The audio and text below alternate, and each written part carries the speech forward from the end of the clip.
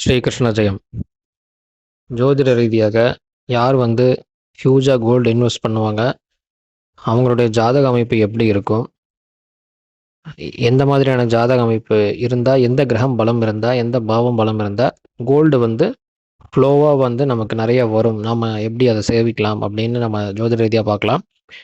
ஜாதகத்தில் பொதுவாக அப்படின்னு எடுத்துக்கிட்டிங்க அப்படின்னா, கோல்டு அப்படிங்கிறது அதை இண்டிகேட் பண்ணக்கூடிய கிரகம் குரு பகவான். அதை விட முக்கியமாக சூரியன். சூரியன் ஜாதகத்தில் நல்லா இருந்தால் மட்டும்தான் தங்கம் அதிகமாக சேரும் ஒருத்தருடைய வீட்டில். சரிங்களா?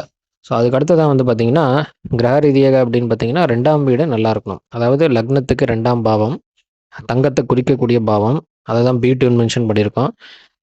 கிரக ரீதியாக தங்கத்தை இண்டிகேட் பண்ணக்கூடியது குருவும் சூரியனும். ஸோ சூரியனும் குருவும் நல்லா இருக்கணும். சூரியன் கேந்திர கோணத்திலேயோ ஆட்சி உச்சத்திலேயோ திக்பலமாகவோ நீச்ச பங்கமாகவோ வர்க்கோத்தமாகவோ இருந்தது அப்படின்னா தங்கம் நிறையா சேரும். அதுக்கு அடுத்து தான் பார்த்திங்கன்னா குரு பகவான் இதே ரீதியாக சுபத்துவம் அடைஞ்சிருந்தாங்க அப்படின்னா நல்லாயிருக்கும். அல்லது குரு சூரியன் ஒரே வீட்டில் இருந்த அந்த வீடு 2 பேருக்குமே நட்பு வீடாக இருந்தது அப்படின்னா இன்னும் விசேஷம். அல்லது குரு உச்சமாக இருந்து கடகத்தில் குரு உச்சமாக இருந்து சூரியன் அங்கே இருந்தாங்க அப்படின்னா அது கடகராசி அப்படிங்கிறது சந்திரனோட வீடு. குரு சூரியன் 2 பேருக்குமே அது நட்பு வீடு. இந்த மாதிரியான ஒரு அமைப்பு இருந்தது அப்படின்னா இன்னும் விசேஷம். இது 3மே யாருக்கு எந்த லக்னத்துக்கு வரும் அப்படின்னா மிதுன லக்னத்துக்கு வரும். அதாவது மிதுன லக்னத்துக்கு 2ஆம் வீடாக கடகம் வரும். கிரகம் அப்படின்னு பார்த்தீங்கன்னா சூரியன் குரு.